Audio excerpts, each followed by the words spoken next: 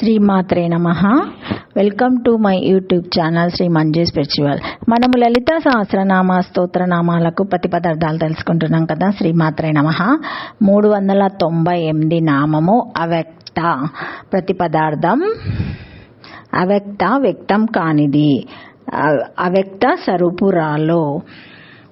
ఇంతకు ముందు చపాతీల పిండి ముద్దతో మూల ప్రకృతిని పోల్చాము.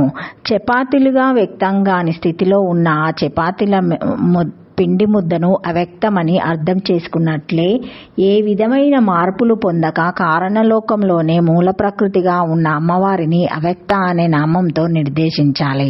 వ్యక్తమైతే మూల ప్రకృతి అవదు.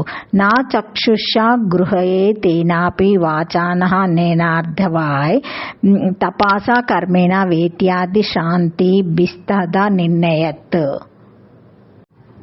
కన్నులతో చూడలేని, వాక్కులతో వర్ణించలేని, ఇతర ఇంద్రియాలతో తెలియబడని, తపస్సు చేత కూడా తెలియబడని పరబ్రహ్మను అవ్యక్తమంటారు.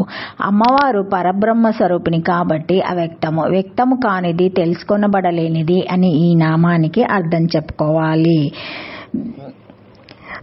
మొదటి మాయాస్ఫురణ స్వరూపురాలు, సంఖ్యామతంలో చెప్పిన ప్రకృతి స్వరూపురాలు, పరబ్రహ్మము విష్ణు రూపురాలు.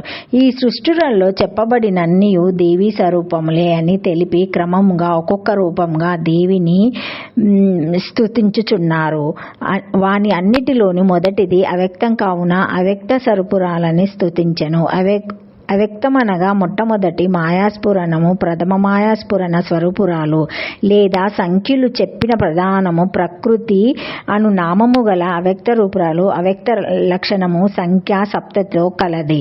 సూక్ష్మము ఏ విధమగు చిహ్నం లేనిది, చేతనము ఉత్పత్తి వినాశనం లేనిది, లోకములను అన్నిటినీ కలిగించున్నది, అవయవం లేనిది, ఏకము వ్యాపించుచున్నది, దీని నన్ను వ్యక్తమందురు అని పంచశీకాచార్యులు కూడా ఉత్పత్తి స్థితులు లేనిది, మహాతత్వం కంటే పరమైనది, శాశ్వతము ప్రధానము అగు దానిని అవ్యక్తమని పండితులు చెప్పుచున్నారని అనెను.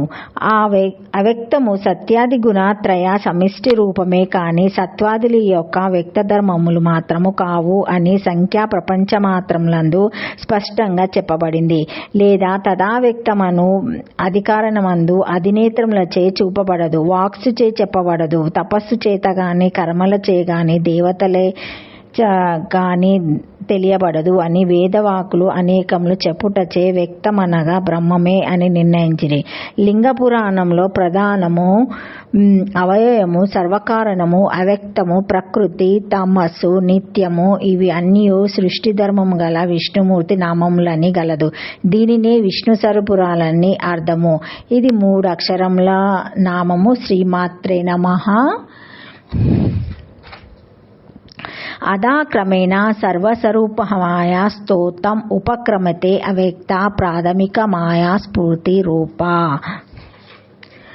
సంఖ్యామతే ప్రధాన ప్రకృత్యాది పదా వాచామావ్యక్తం తాదృపవః తాదుక్తం సంఖ్యా సప్తాహ్యం సూక్ష్మలింగమచేతనం అనాది నిదానం తదా ప్రసవధర్మి నిరావయమే కామేన హి సాధారణమేతద్వ్యక్తం ఇతి పంచశీకాచార్యేపి అనాది మధ్య మహత పరమం ధ్రువం ప్రధానమవ్యక్తమాశంతి సురాయ ఇతి తచ్చ గుణత్రయ సమిష్టి రూపే మేవతి సత్యాదినం అతాధర్మత్వం తాతృపుత్వాత్ ఇది సంఖ్యా ప్రపంచసూత్రే స్పష్టం భ్రమేవ వా అవ్యక్త పదానోచ్యుతే తదే వ్యక్తమః ఈ తదేకరణే నా చక్షుష గృహీతే నాపి వాచ నంతేన వాహనంతాస కర్మేణ వేత్యాది శ్రుతాపి తదా నిర్ణయత్ విష్ణు స్వరూపేతే వర్ధః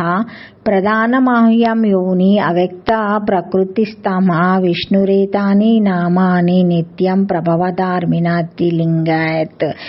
ఓం శ్రీమాత్రే నమః.